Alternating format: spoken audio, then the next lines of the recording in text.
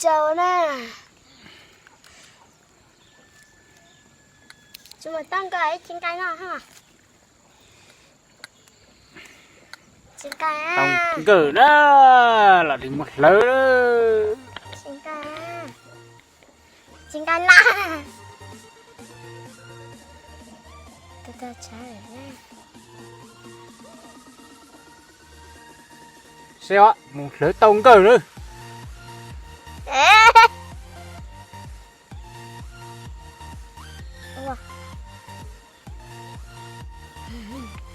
Chuẩn bị một lớn tông cử. Đâu đó. Đâu chi chi đó nữa. Mùng á.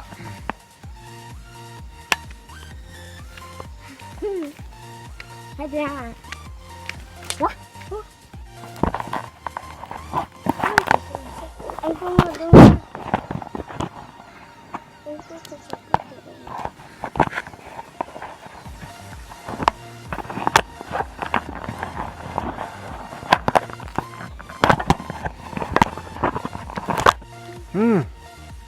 Không ngờ tỏ sông lên. Phía. Phía khó đi đi lên. Lấy tông cơ. Phía hết có. Phía nó có đâu. Cái gì gì. Anh có. Có búa.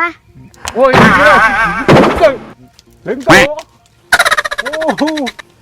Lên cơ chưa.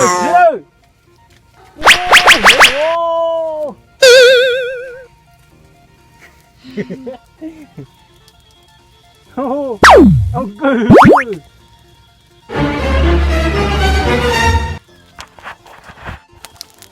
Ôi cử nữa. Cả tôi chỉ giữ. Ô tông cử nữa chỉ luôn. Giờ đúng đồng cho. Hả? Nope.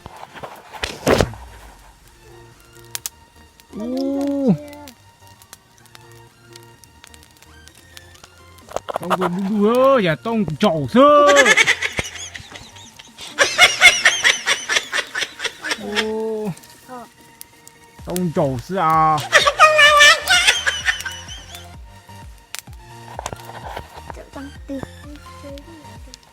Tông trầu sư sa, giờ tông cử.